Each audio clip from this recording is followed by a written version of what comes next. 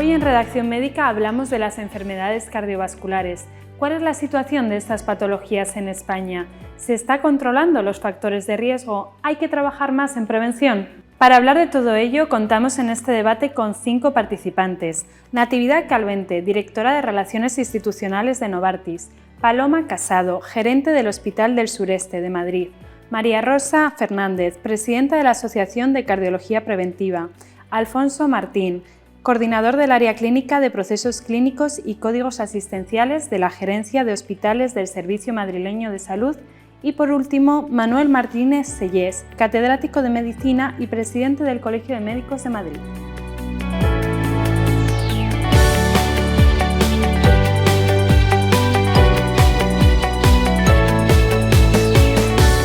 Las enfermedades cardiovasculares son la principal causa de muerte en España, en la Unión Europea y en el mundo. De acuerdo con los datos publicados por el Instituto Nacional de Estadística, en España fallecieron en 2021 un total de 119.196 personas como consecuencia de estas enfermedades, lo que sigue suponiendo la primera causa de muerte con un casi 27% de los fallecimientos totales. En la mayoría de los casos son muertes evitables, ya que son atribuibles a factores de riesgo modificables, como son el tabaquismo, una elevada presión arterial y niveles altos de colesterol LDL. De hecho, existe una relación lineal entre los niveles de colesterol y la tasa de eventos como ictus e infartos de miocardio. Es necesario amplificar la concienciación de la importancia de reducir el colesterol y poner sobre la mesa también un aspecto menos conocido de este problema, los factores de riesgo genéticos de la enfermedad cardiovascular. De todo ello hablaremos en este debate con estos magníficos ponentes que nos acompañan hoy. Vamos a empezar con el primer bloque de preguntas en el que vamos a poner una situación general de las enfermedades cardiovasculares. ¿Cuál es la situación actual de estas enfermedades en España? ¿Su prevalencia ha aumentado en los últimos años? Si les parece, empezamos por aquí, Manuel. Bueno, sí es cierto que la prevalencia está aumentando. Esto tiene que ver con varios factores, entre ellos el envejecimiento poblacional. Vamos en camino de ser uno de los países más envejecidos del mundo y aunque es cierto que, como bien se ha comentado, que las enfermedades cardiovasculares son la primera causa de muerte, lo son particularmente en las personas de edad avanzada. Por lo tanto, al tener una población más envejecida, se entiende que haya más enfermedad cardiovascular. Se está haciendo un gran esfuerzo en el control de patologías agudas y ese esfuerzo es bienvenido, pero también tenemos que mejorar el control de las patologías crónicas y sobre todo apostar en la prevención. Como se ha comentado, los factores de riesgo cardiovascular principales son bien conocidos y si conseguimos un buen control de la hiperlipemia, del tabaquismo, de la tensión arterial y de la diabetes, vamos a reducir mucho la prevalencia de estas enfermedades. Y por lo tanto, nosotros somos unos firmes defensores de apostar tanto en prevención primaria como en prevención secundaria. En aquellos pacientes que ya han tenido un evento cardiovascular son los que más se benefician de las medidas preventivas. Y además es relativamente sencillo identificar a estos pacientes, ya que en la mayoría de las comunidades autónomas hay varias codificaciones o el haber tenido previamente un código infarto, un código ictus, que nos permite identificar de forma rápida a estos pacientes. Sí, por ahondar un poco en cómo es el perfil del paciente, hablamos de envejecimiento, Alfonso. Yo creo que tenemos que hablar de 2 tipos de pacientes fundamentalmente. Como ha dicho muy bien Manuel, tenemos, y yo en la Comunidad Mayor conozco bien porque lo coordino, códigos asistenciales para la patología vascular, no hay que hablar de cardiovascular, vascular, aguda, como es el código ictus y el código infarto. Ambos han reducido la mortalidad aguda, un tema que es dificilísimo dado la relativamente baja mortalidad que hay intrahospitalaria, lo cual son un éxito. El problema es que tenemos una alta tasa de recurrencias vasculares que está en relación con un mal control a largo plazo, como ha dicho Manuel, de esos factores de riesgo cardiovascular o vascular a nivel global. ¿Qué tenemos con esto? Tenemos 2 tipos de perfiles. Hay pacientes con una carga genética de la enfermedad que luego se comentará en preguntas posteriores y con unos factores de riesgo más acusados que tienen un debut mucho más, no digamos juvenil, pero sí más precoz. Existe una gran cantidad de pacientes mayores con una importante y buena calidad de vida y cantidad de vida por delante que acumulan factores de riesgo vascular. Y luego hay una tercera parte que tenemos que ver, que es muy claro, ¿no? Que existen factores de riesgo no habituales o no en los cuales no se piensa de un modo tan claro como cuando hablamos de las hipercolesterolemias, de la hipertensión, de la diabetes, que también modulan mucho el pronóstico de estos pacientes y la recurrencia de eventos vasculares. Con lo cual yo creo que más que hablar a veces de prevención secundaria, lo que tenemos más es hablar, o al menos así hacemos en Madrid, en el proceso de prevención vascular que estamos en marcha, en pacientes de alto y medio riesgo y pacientes de riesgo alto y muy alto. Y lógicamente, tras un evento vascular agudo, el paciente tiene siempre un riesgo muy alto. Son, claro, objetivos prioritarios para el manejo. Tenemos aquí a Natividad, desde la industria farmacéutica. ¿Cómo trabajáis con estos perfiles de pacientes? Bueno, pues nosotros concretamente en Novartis nos centramos más en el perfil de pacientes que, como decía mi antecesor, bueno, pues tienen un riesgo muy elevado de tener otro evento cardiovascular, que quizás es la población de pacientes que tiene, bueno, pues un peor pronóstico de la patología, ¿no?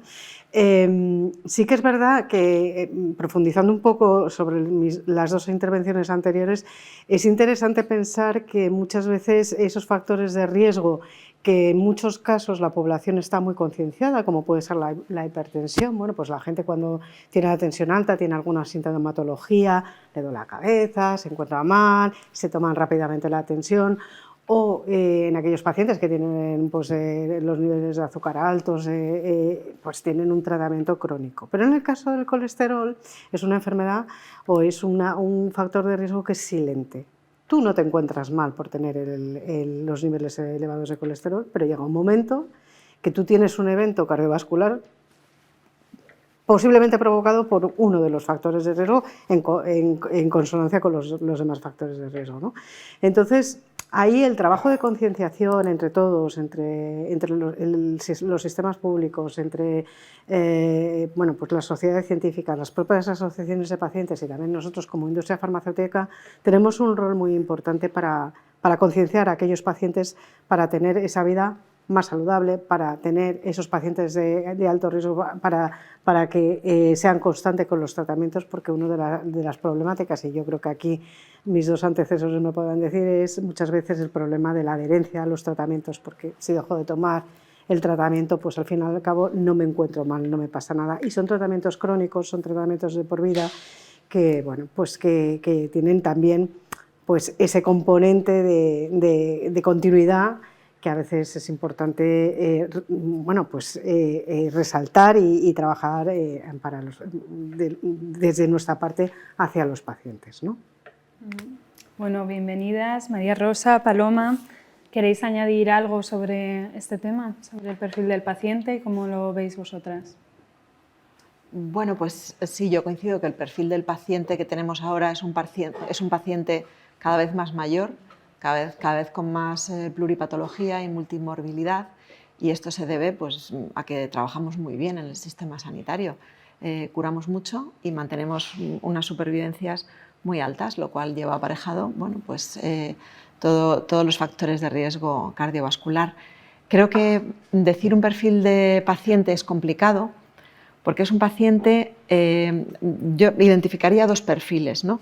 Un paciente, en cuanto al abordaje del riesgo cardiovascular, un paciente que nunca ha tenido ningún evento y en el que hay que centrarse en la prevención y, como decía Natividad, no sabe que está enfermo, porque el colesterol no duele ni se nota, la hipertensión a veces, pero tampoco, y otro perfil de paciente que ya ha tenido algún evento y que quizá puede estar más concienciado en cuanto a la prevención secundaria, ¿no? Y generalmente ese segundo paciente ya es un paciente más pluripatológico, mucho más añoso por lo general.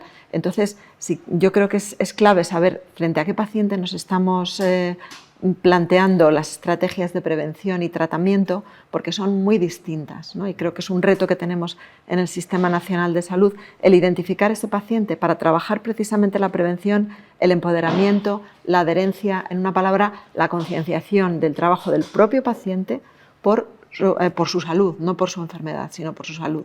Entonces, son dos perfiles distintos. Uno generalmente más joven, que no tiene conciencia de enfermedad, y uno generalmente más mayor, que sí tiene conciencia de enfermedad y en el que hay que trabajar otros aspectos. Bueno, va un poco en línea con la siguiente pregunta, que era sobre debilidades y fortalezas de nuestro sistema, María Rosa.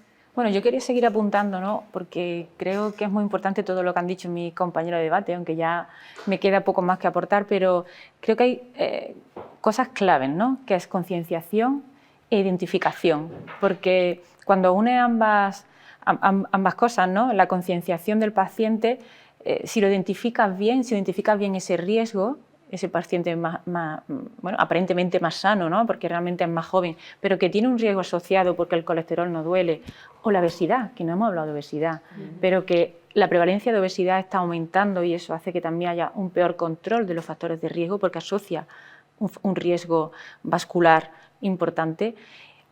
Si trabajamos mucho sobre esa concienciación y sobre esa identificación del paciente o el persona aparentemente sana, que tiene riesgo, va a ser mucho más fácil tener un impacto en el que va a tener un evento, porque ya viene de una concienciación previa, ¿no? Entonces, yo creo que identificación y concienciación es fundamental, tanto desde el punto de vista del profesional sanitario, de la gestión sanitaria y del propio paciente, ¿no? Yo creo que eso es lo que tenemos que trabajar desde todos los ámbitos para tener un impacto en mejorar los números en enfermedades cardiovasculares, ¿no? Que siguen siendo la primera causa de muerte, a pesar de todo lo que hacemos y todo el trabajo que dedicamos para prevenir estos eventos, ¿no?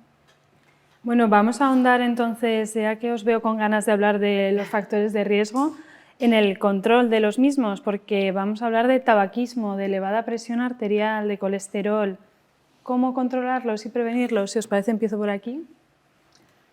Bueno, este es, yo creo, el mayor reto ante el que nos enfrentamos, porque generalmente, bueno, y hablábamos antes de las fortalezas y debilidades de nuestro Sistema Nacional de Salud, en el que el acceso es universal y gratuito, en el que el acceso a la tecnología, a la innovación farmacoterapéutica es de los mejores que existen en el mundo, pero eso no es suficiente.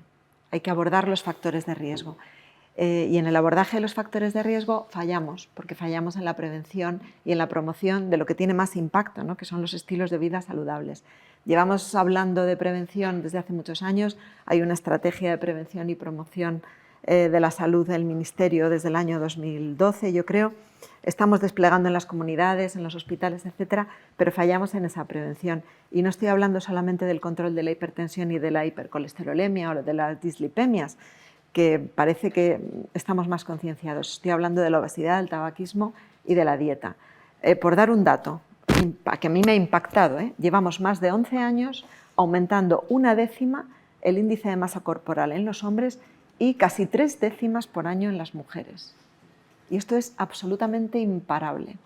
No existe una conciencia de que la obesidad incide directamente sobre el riesgo cardiovascular. El tabaco, el 80% de los fumadores se inicia antes de los 18 años y no hemos conseguido cambiar ese indicador. Es más, cada vez se inicia el consumo de tabaco en gente más joven y cada vez en más mujeres que tienen también más riesgo cardiovascular. Y el sedentarismo me ha sorprendido que en la última encuesta nacional de salud solo un 26% de la población hace ejercicio a diario, cualquier tipo de ejercicio. No estamos hablando de ir al gimnasio, caminar, moverse, llevar una vida activa. Entonces, creo que nos estamos centrando, y me incluyo porque ahora mismo estoy dirigiendo un hospital, en la enfermedad, pero en proteger la salud en estos ámbitos nos cuesta muchísimo, porque entran en juego otros factores que no son lo que nosotros manejamos como profesionales sanitarios o como gestores. Entran en juego factores que tienen mucho más que ver con los condicionantes sociales, ¿no? Entonces, ahí es donde me parece a mí que deberíamos poner el foco. Yo creo que aquí hay que diferenciar un poquito el enfoque clásico del enfoque que tenemos que tener ahora en el siglo XXI. A ver, hay tres líneas de abordaje de la pandemia cardiovascular, como mal se llama, pero de un modo muy gráfico. Primero, hay como cuenta muy en Paloma, el tema de la salud pública y la concienciación de la población es básico y es fundamental. Y es fundamental la parte que puede depender de los profesionales sanitarios a nivel global. Hay una segunda parte que es muy importante, que se llama identificar, diagnosticar y tratar a nuestros pacientes y conseguir resultados y alcanzar los estándares que queremos alcanzar, que no los tenemos. Es una parte que depende directamente tanto de la administración sanitaria como de los clínicos que nos dedicamos a ello. Y para eso está la estrategia de salud cardiovascular, que acaba justo de ser publicada y que es un impulso importantísimo y que espero que además el Ministerio, ahora que va a ser copartícipe de la dirección de la presidencia de la Unión Europea, invierta realmente lo que tiene que hacerse en luchar contra la primera causa que mata a los ciudadanos de España. Pero el segundo punto no solamente eso hay que desescalarlo a las comunidades autónomas.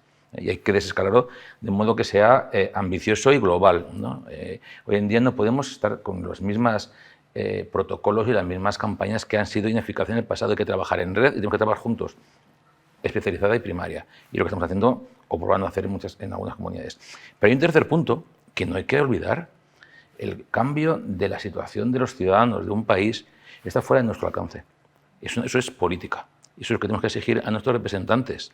O sea, hay que cambiar las condiciones de vida de los ciudadanos de este país para que tengamos una vida más saludable. Entonces hay una parte que depende de todos los clínicos que tratamos pacientes. Hay otra parte que depende, digamos, de la administración sanitaria y de los que formamos parte de ella, porque todos los médicos formamos parte del SERMAS o del sistema público en el cual trabajemos. Y el tercer punto depende y tenemos que exigirlo a nuestros gobernantes. Con lo cual, no olvidemos que el enfoque ya no puede ser el poner contra nuestros residentes los mismos objetivos de tratamiento que cambian. Poco, pero pueden llegar a cambiar de unas guías a otras y obtener siempre los mismos resultados. No, hay que alcanzar los límites que queremos alcanzar. Si no, no vamos a cambiar nunca esto. Pero actuando de los tres puntos. Y eso creo que es lo que sí que nos dice que tenemos fortalezas importantes en el sistema sanitario, pero también enormes limitaciones. Y por eso tenemos que luchar los que trabajamos en ella para que no exista ese suelo, digamos, ese techo de cristal, con un suelo de cristal que nos evite a veces alcanzar lo que un sistema como el nuestro podría llegar. ¿Confíáis en la Estrategia Nacional de Salud Cardiovascular, Manuel? Bueno, yo creo que tendríamos que ser más ambiciosos y más valientes, ¿no? Yo de verdad creo en la prevención, pero claro, creo que hay que apostar por ella.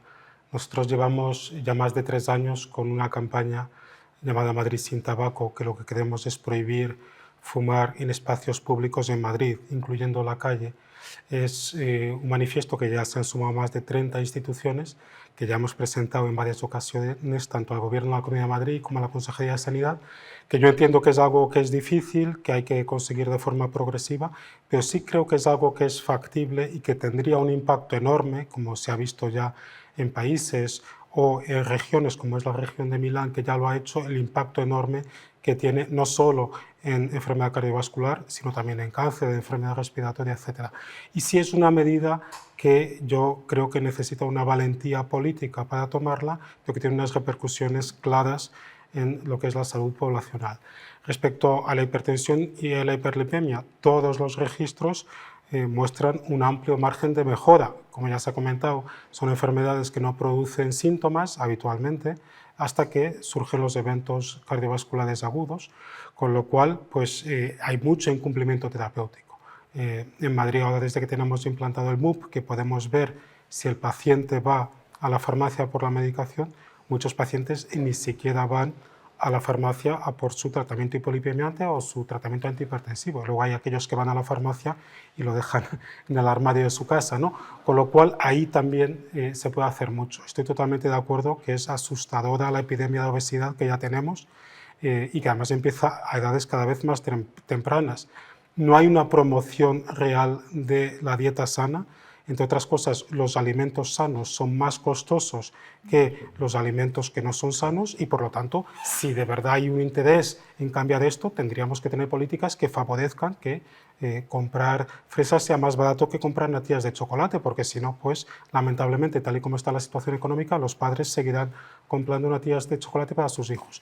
Y luego no promovemos el ejercicio físico.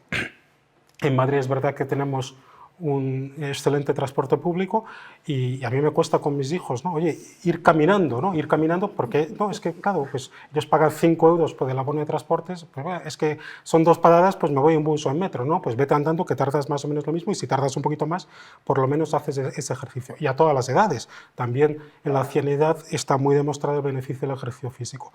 En Francia hay ejemplos de medidas muy eficaces como pagar a los trabajadores que van en bicicleta a su trabajo, etc. Es decir, de verdad hay que apostar por esto, porque yo lo que echo de menos es que hay muchos debates como este que están muy bien, se exponen ideas que están muy bien, pero luego a efectos prácticos no hay ninguna medida valiente que cambie la situación actual.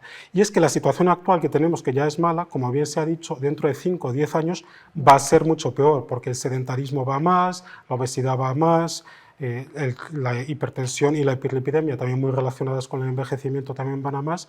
Entonces tenemos que tener unas medidas que yo creo que son urgentes. Tenemos un sistema muy enfocado en los hospitales, en las patologías agudas, y tenemos que deshospitalizar el sistema, enfocarlo más en prevención de enfermedad y en el cuidado de los pacientes con patologías crónicas. Pero también eso se complementa con un punto fundamental, Manuel. La estrategia de salud cardiovascular va a funcionar si los que trabajamos en la sanidad nos implicamos y lo tomamos como una prioridad. O sea, está claro que podemos pedir siempre al gobierno, como hace un típico, ¿no? La semana que viene hablaremos del gobierno, de cualquiera, de la comunidad autónoma, el de la Unión Europea o el del Estado-nación. Pero si los que trabajamos en ello no nos implicamos de un modo claro y no tenemos claro cuáles son los límites, cuál es el objetivo que tenemos con nuestros pacientes, no tenemos una política, digamos, de utilización de las nuevas tecnologías para tener la estimación de riesgo accesible a todo profesional sanitario según abra un ordenador en la Comunidad de Madrid, por ejemplo, que es uno de los proyectos que estamos detrás de ello. Eso simplemente estamos convencidos que va a mejorar muchísimo, pero si no nos implicamos todos en eso y decimos siempre que nos vengan a solucionar el problema, que hagan una campaña magnífica como las películas, pues será la vida como las películas, pero seguiremos igual que estamos. No, estaremos, como mucho Manuel, estaremos mucho peor porque estaremos más envejecidos y con más factores de riesgo. Entonces, de acuerdo con todo lo que comentas, pero también tenemos todos que poner nuestra parte de implicarnos, ¿no? Creo que hay gente que, como Rosa, que tiene mucho más conocimiento de ello que yo, pero si no nos ponemos los que estamos aquí, que somos profesionales sanitarios, mal empezamos. Yo lo que veo es que sí se está poniendo ese empeño por parte de los profesionales sanitarios. Yo lo veo y, por ejemplo, ahora tenemos un dato reciente de los médicos que se vienen a Colegio de Madrid, cuántos son fumadores. Y es muy poquito, es menos del 7%, ¿no? Que si lo comparas con las cifras asustadoras que hay a nivel de la población general, pues sí creo que en general los profesionales sanitarios estamos más concienciados. Lo que pasa es que uno puede hacer hasta donde puede hacer y yo creo que sí hace falta un apoyo institucional, que es el que yo echo de menos, ¿no? Quizás por recoger un poco lo que estabais diciendo y un poco desde la visión del sector privado y de la industria farmacéutica, quizás las palancas para movilizar y para mejorar este entorno no pasan solamente por los profesionales sanitarios, que hay profesionales sanitarios que realmente trabajáis, estáis súper implicados, ¿no? en lo que es el cuidado de este tipo de pacientes, pero es verdad que los sistemas sanitarios, como puede ser el SERMAS en el caso de Madrid o cualquier sistema autonómico de salud, tiene que tener una apuesta firme. Es verdad que ya tenemos un paraguas, que es la estrategia nacional, que se ha publicado recientemente, que es pionera en Europa. Ha habido otras que eran muy antiguas, la última y la más reciente es esta, y está siendo referencia, modelo para toda Europa, pero ese paraguas tiene que bajar a las comunidades autónomas y poner las herramientas.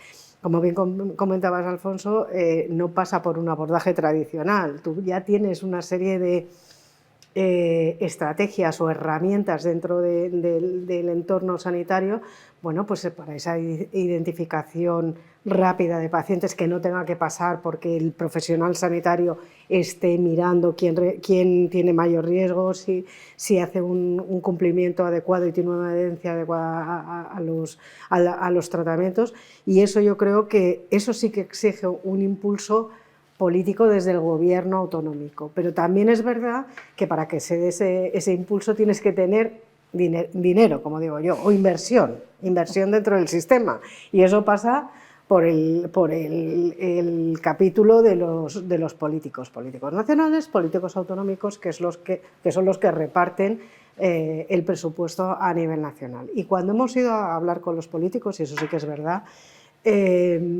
la receptividad sobre el problema ha sido muy buena, muchas veces con un desconocimiento de que esta es la primera causa de muerte, porque yo creo que si haces una encuesta a la población no te dirían que un evento cardiovascular es la primera causa de muerte. Pero cuando lo cuentas, tú siempre tienes un amigo, tú siempre tienes un familiar, tú siempre tienes un vecino que ha tenido un evento cardiovascular, con lo cual están sensibilizados.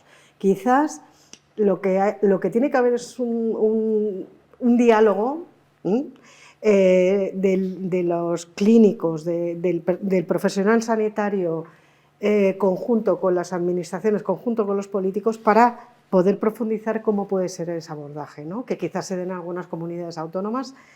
Alfonso nos lo ha contado alguna vez y la verdad que el abordaje que tienen aquí en la Comunidad de Madrid bueno, pues se está trabajando, ¿no? Se nota cuando se trabaja. Y otro punto súper importante es la población. El ciudadano. El ciudadano está de verdad concienciado, porque el ciudadano sabe que no tiene que fumar, pero hay una mayoría que fuma. El ciudadano sabe que tiene que estar delgado, pero hay una mayoría que está pasada de peso. El ciudadano es consciente de que tiene que controlar y que tiene que tomar una medicación antihipertensiva o hipolipemiante porque tiene pues a lo mejor no está tan concienciado, y ahí también pues hay que incidir a través del profesional sanitario, a través de las sociedades científicas, a través de campañas de incentivación de alguna manera, o de poner en realce esta problemática sobre la ciudadanía. Problema muy complejo, con muchos actores que tienen que alinearse todos y ponerse a trabajar conjuntamente. Yo en la línea... Ay, disculpa. No, yo quería... Perdona, pero yo creo que para que el plan funcione, todos tenemos que creer que funcione, porque si no lo creemos, al final no va a funcionar, ¿no? Realmente, bueno, nuestros políticos tienen que creer en el plan, de hecho lo han hecho, ¿no? Realmente tener un plan que nos ampara a todos, yo creo que ya es de 10, ¿eh? Ahora, lo que no podemos es tener 17 planes diferentes, ¿no? Y que realmente cosas que funcionen en unas comunidades, ¿por qué no se pueden exportar a otras, ¿no? Y eso quizás sí tenemos responsabilidad nosotros, ¿eh? Ahí sí tenemos que responsabilizarnos del hecho de que un poco vamos funcionando como podemos, incluso desde el punto de vista local, en cada hospital y en cada unidad y en cada servicio, ¿no? Y yo creo que tenemos que potenciar el diálogo, como tú has dicho, entre todos, para que funcione el plan, porque el plan está hecho para todos, para los pacientes, para la gestión y para el profesional que trabaja. Entonces yo creo que nos lo tenemos que creer que puede funcionar, y yo creo que si que nos lo creemos los profesionales podemos hacer cosas con los pacientes. Y tenemos que dialogar, tenemos que juntarnos, y si hay una estrategia que aquí está funcionando, una estrategia en Andalucía que está funcionando, pues dialogamos y exportamos modelos exitosos, ¿no? Yo creo que potenciar las best practices que están ahora de moda, yo creo que también puede ser un punto importante a la hora de mejorar el pronóstico y la enfermedad cardiovascular. Sí, yo quería ahondar en lo que estaba comentando antes Natividad y Rosa, respecto a que esto son múltiples factores, y por lo tanto necesitan el congreso de múltiples agentes. Y nosotros, los que trabajamos en sanidad, centramos nuestra mirada dentro, como mucho a la industria farmacéutica, quizás al gobierno, algún ministerio cercano, algún tal, pero no nos damos cuenta de que la ciudadanía vive en un sitio en el que el hospital o la atención primaria es una pequeña parte de su vida. Su vida está en el municipio. Y en ese sentido, las entidades locales son un agente importantísimo para generar salud cardiovascular.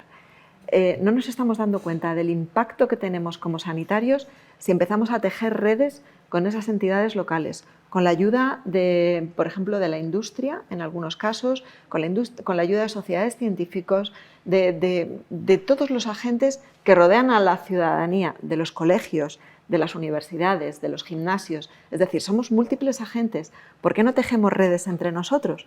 Porque estoy totalmente de acuerdo, ya vamos hablando de compartir buenas prácticas, pero siempre nos centramos en el mundo sanitario, como mucho en el mundo de la salud, e incluimos a los salubristas en alguna ocasión.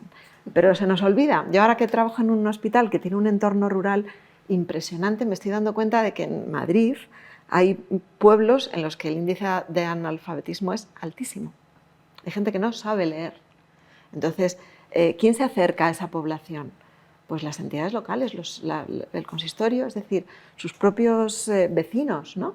Entonces, establecer esas redes creo que es un reto que, como no es lo que estudiamos en la carrera, ni en la gestión, ni lo que hacemos habitualmente, se nos escapa. Y entonces pensamos que lo ha de hacer otro.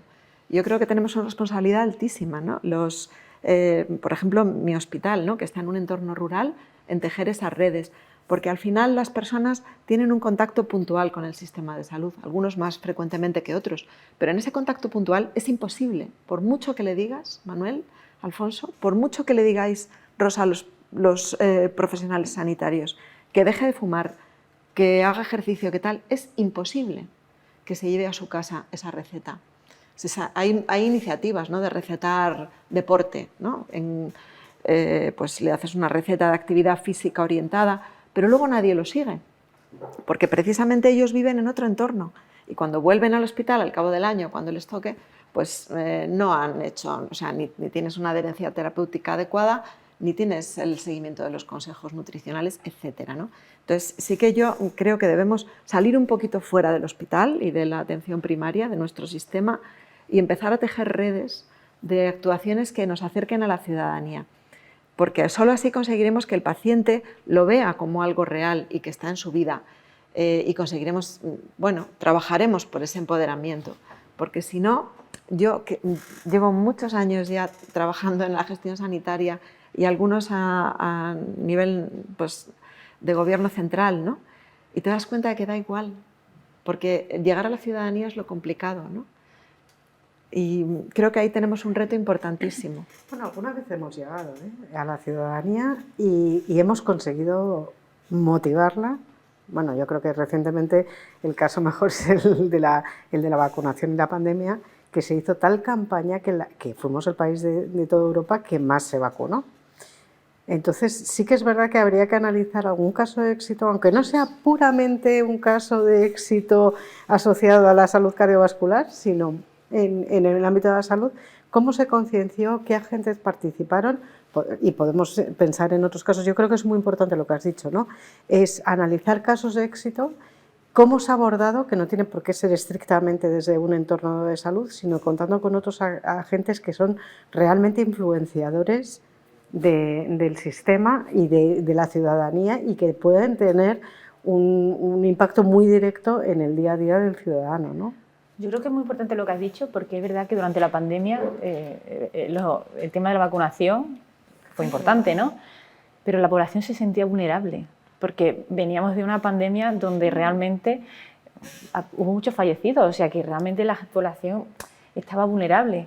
Pues, utilizar ese modelo, ¿no? Que la gente se sienta vulnerable o la población se sienta vulnerable, identifique su riesgo cardiovascular real para que realmente tenga impacto las campañas que se hagan, ¿no? Yo creo que cogiendo modelos así, que realmente no solamente se conciencie el profesional del riesgo cardiovascular que tiene ese paciente, sino que toda la ciudadanía, ¿no? Hasta incluso las personas que, como tú dices, ¿no? La zona rural, nosotros también tenemos muchas zonas rurales y tienes que invertir y que tienes que hacer estrategias totalmente diferentes, porque no es lo mismo llegar a un sitio que a otro, ¿no? Entonces la gente se tiene que sentir vulnerable para que todos se vacunen. Por tanto, quizá lo mejor es que hemos banalizado la enfermedad cardiovascular.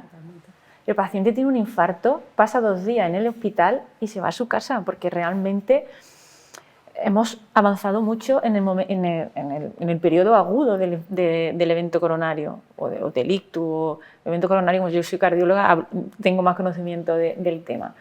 Pues quizás no hay que vulnerar, no hay que, o sea, que el paciente se sienta más vulnerable, ¿no? Que realmente hay una enfermedad cardiovascular debajo, no solamente el momento del infarto, sino que hay que hacer mucho más y no llegar tampoco al evento, ¿no? Y diferenciar eso, ¿no? Realmente ir a por la ciudadanía y por la población. Hombre, lo óptimo es no llegar al evento, pero indudablemente al que llega al evento, más. por lo menos.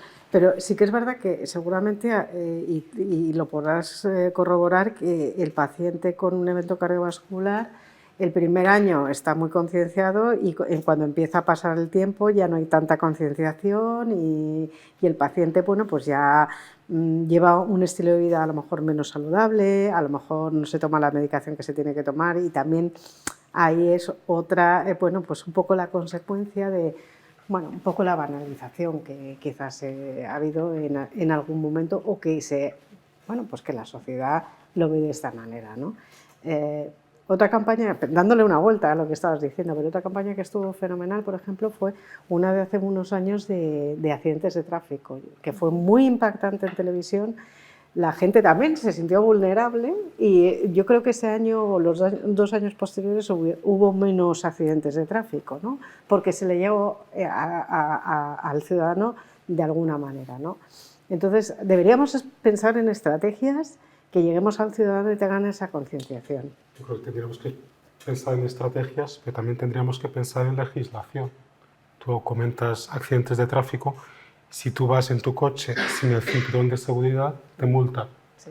Y sin embargo, se permite fumar, no solo que fumes en tu casa, que eso pues probablemente habría que seguir permitiéndolo, sino que fumes en espacios públicos, los cuáles estás produciendo un mal a los que están a tu alrededor.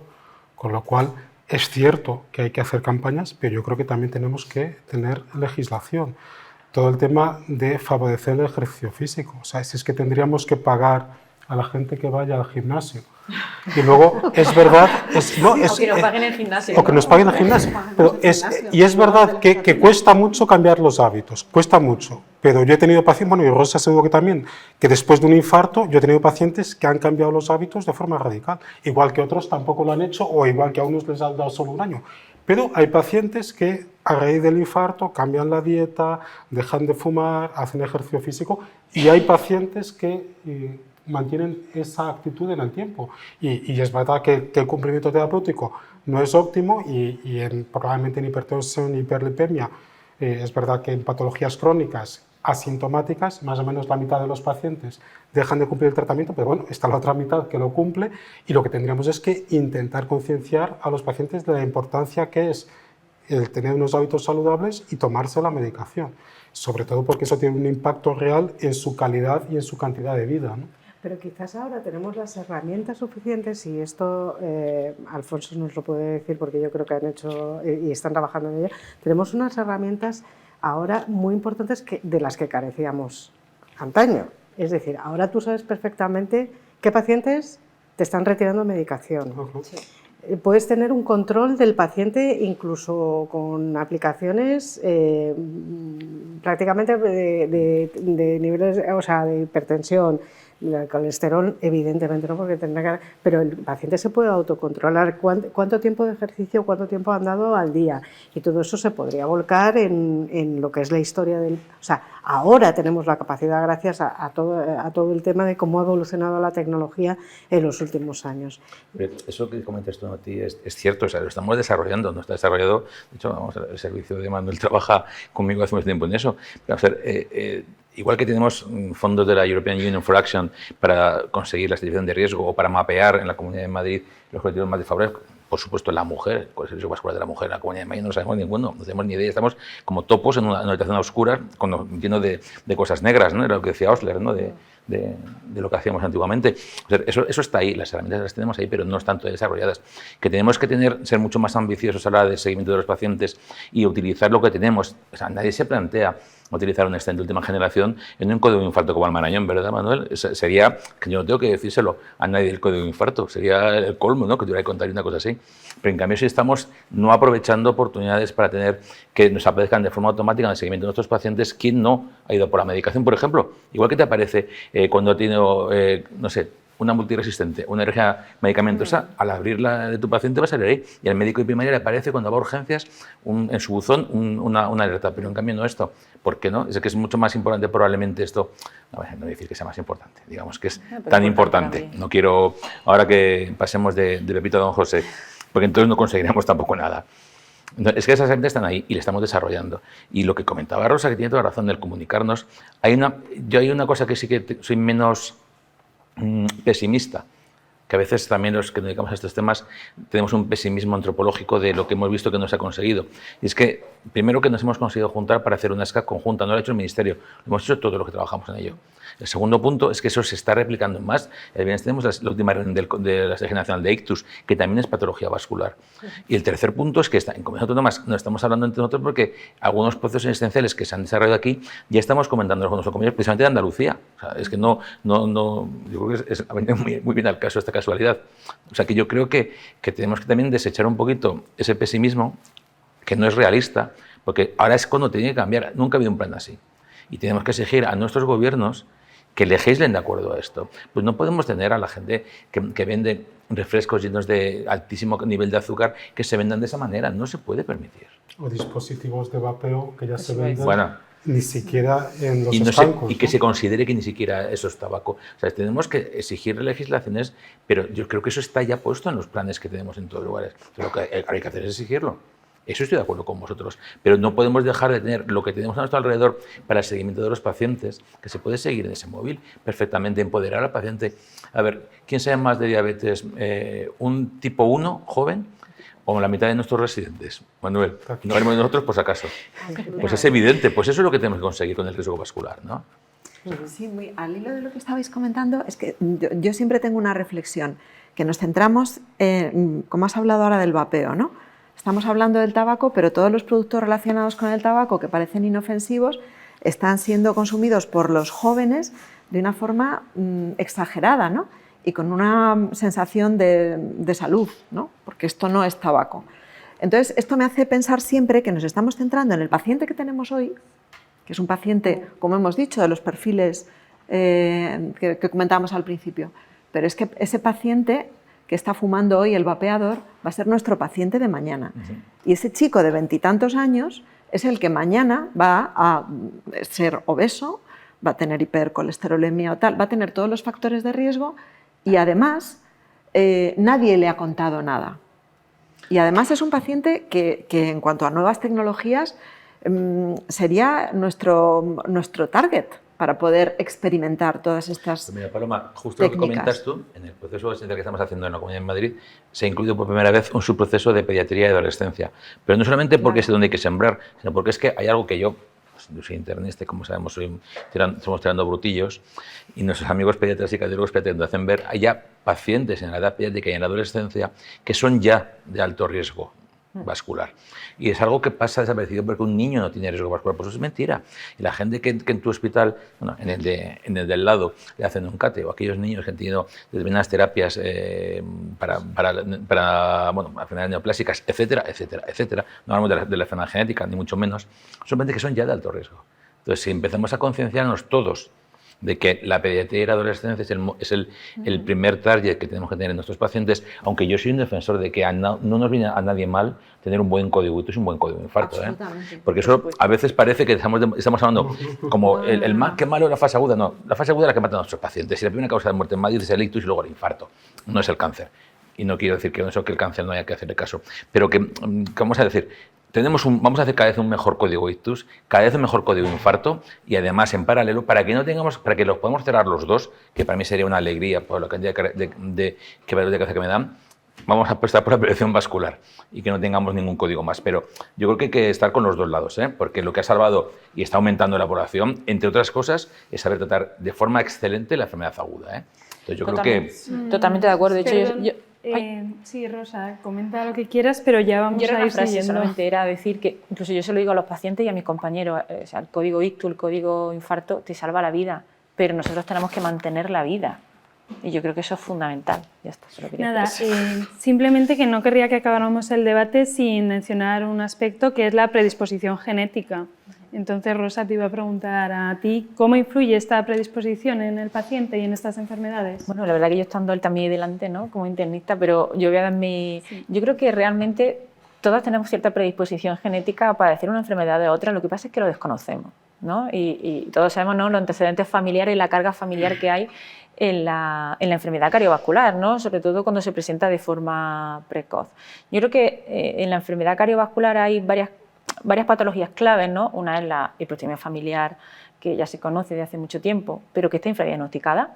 Y si no, seguro que tiene más datos que yo, ¿no? La hipertrofia familiar es muy prevalente y ya si no hablamos a dislipemia poligénica, muchísimo más. Y otra es la lipoproteína A, que está sonando ahora también más. Y es verdad que, por lo menos por mi experiencia, estamos viendo que mucha enfermedad cardiovascular precoz, tanto enfermedad coronaria como ictus, que antes no teníamos forma de explicarle incluso a nuestros pacientes que por qué nos estamos encontrando con lipoproteína A elevada y que eso se hereda de forma autosómica dominante. Es decir, que tenemos varios condicionantes genéticos que tenemos que tenerlos en cuenta, que tenemos que medirlos, identificarlos, porque si se identifican podemos hacer un abordaje de los factores de riesgo, aunque no tengamos tratamiento directo, por ejemplo, con la lipoproteína. Pero son niños y adolescentes que tienen hipercolesterolemia familiar, que tienen lipoproteína A elevada, que ya tienen antecedentes familiares de enfermedad cardiovascular y que hay que hacer un abordaje de esos niños, de esos adolescentes y de esa población joven como pacientes de alto y muy alto riesgo, ¿no? Y yo creo que eso es fundamental y ya mis compañeros, no sé si quieren comentar algo más al respecto. Absolutamente de acuerdo. Lo que ha dicho Rosa es un punto fundamental. Yo creo que además eso hay que lo expreso perfectamente, y hay que recubrirlo de un pastel que es muy importante, que es el tema de la equidad. O sea, tenemos que conseguir ser capaces de utilizar los recursos que se tienen hoy en día para el diagnóstico del riesgo genético, que existen ahí realmente, de manera que utilicemos los recursos y que exista equidad en el acceso a los mismos. Igual que hoy en día todos sabemos que si te da un infarto en el Hospital de Paloma y te dan al lado del Hospital de Paloma o al lado del Hospital de Manuel, tienes los mismos derechos a ser tratado, y además de manera excelente, y probablemente más en el mismo hospital, si nos descuidamos, que con toda probabilidad serán en el mismo centro, ¿de acuerdo? Eso es importantísimo, pero no a lo mejor en el acceso al diagnóstico genético en pacientes de alto riesgo, ni tampoco en los niños con obesidad, por ejemplo, que son un porcentaje altísimo en la Junta de Pediatría, sobre todo en la extrahospitalaria, y segundo punto, en aquellos que han tenido simplemente un antecedente familiar de primer nivel de enfermedad vascular aguda. Con lo cual, eso sí que tenemos que tener en cuenta, que tenemos que actuar antes, tenemos que actuar mejor, que actuar como en el futuro. El futuro tiene, como en las arritmias,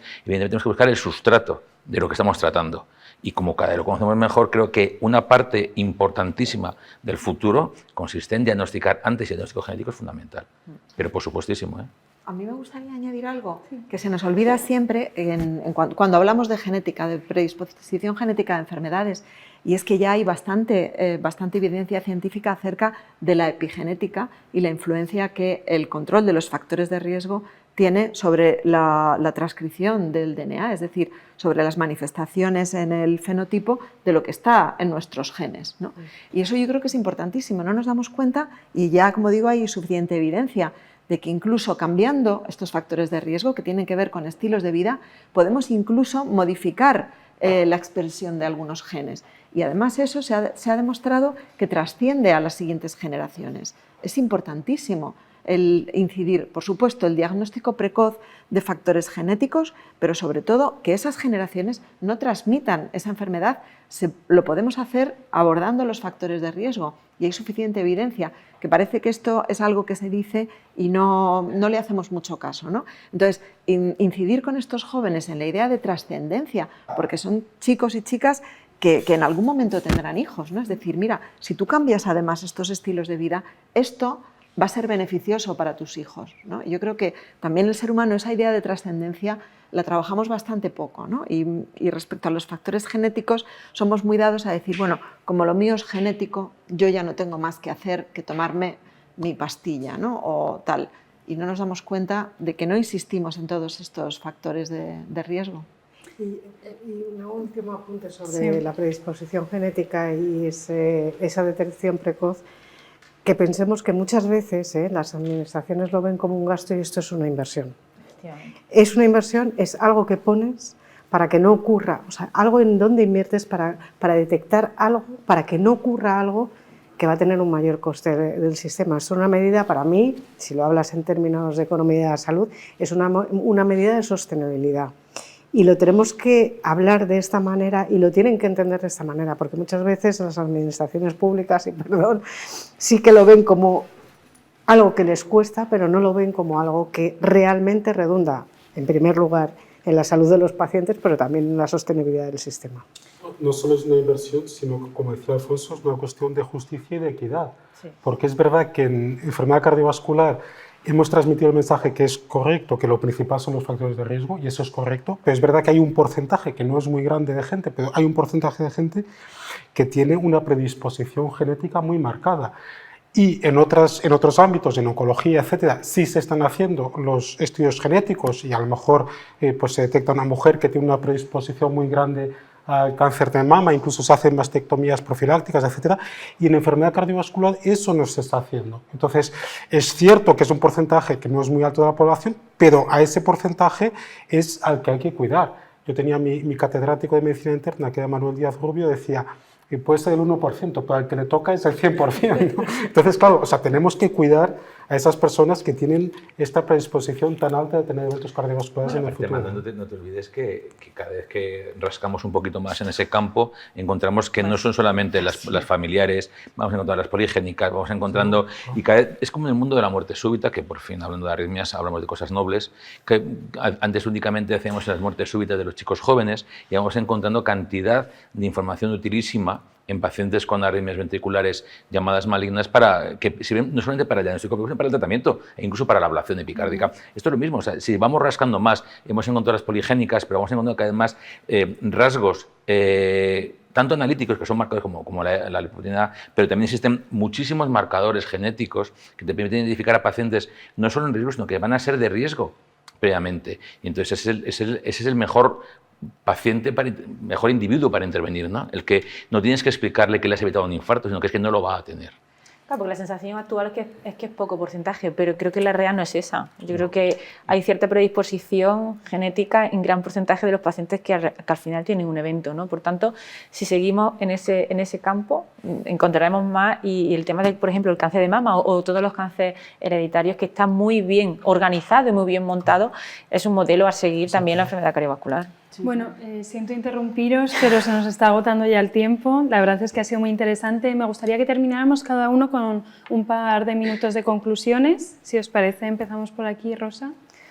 Bueno, yo creo que la enfermedad cardiovascular es responsabilidad de todos, en todos los estratos, ¿no? Desde la administración, los profesionales y los pacientes, y nos queda mucho por hacer, ¿eh? Porque es la primera causa de muerte y debemos de intervenir.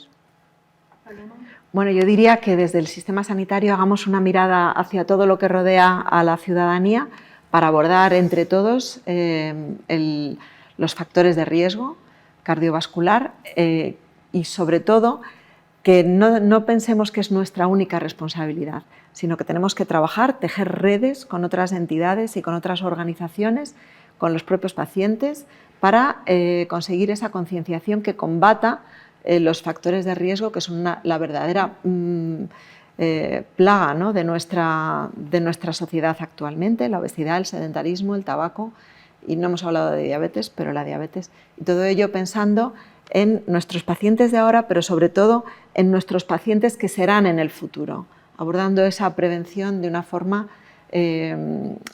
común, ¿no? o colaborativa. Manuel. Yo creo que necesitamos una apuesta valiente por la prevención, que implica recursos, legislación y compromiso. Alfonso. Pues de forma complementaria a lo que han dicho mis compañeros, decir que ya está aquí el momento de intervenir, ya están aquí los planes, ya están aquí todo lo que han dicho ellos, tenemos las herramientas para hacerlo, lo que hay que hacer es ponerse cada uno en su ámbito a trabajar en ello. Garantizar la equidad del acceso a los mejores medios, trabajar en red profesionales y no profesionales sanitarios para lograr objetivos, porque esto es algo tan sencillo como lograr objetivos. Y tercer punto, exigir, como ha dicho Manuel, que se nos acolche el alrededor, que es la legislación y la inversión, para lograr ese objetivo, lo cual hace falta, lógicamente, un gran plan nacional que existe, pero como compromiso prioritario de nuestros gobiernos para, a partir de 2023 o 2024, que sea lo que mueva el Estado español, el plan de riesgo vascular. Natividad, para terminar. Bueno, suscribo todo lo que han dicho y complementariamente yo creo que hay que trabajar mucho con la ciudadanía en esa concienciación tanto de la prevención primaria como la prevención, sobre todo de la secundaria, que es el paciente que tiene peor pronóstico, y una sensibilización, trabajar en la sensibilización y en la concienciación de la ciudadanía, porque ellos son los que tienen que liderar esto y tomar el testigo, pero tiene que estar movido por una alianza entre los diferentes actores, que son el entorno político, las administraciones públicas y los profesionales sanitarios, que son los que trabajan con ellos. Y bueno, y la industria farmacéutica, por supuesto. Por supuesto. Bueno, muchas gracias a todos por participar y nos vemos en otro debate.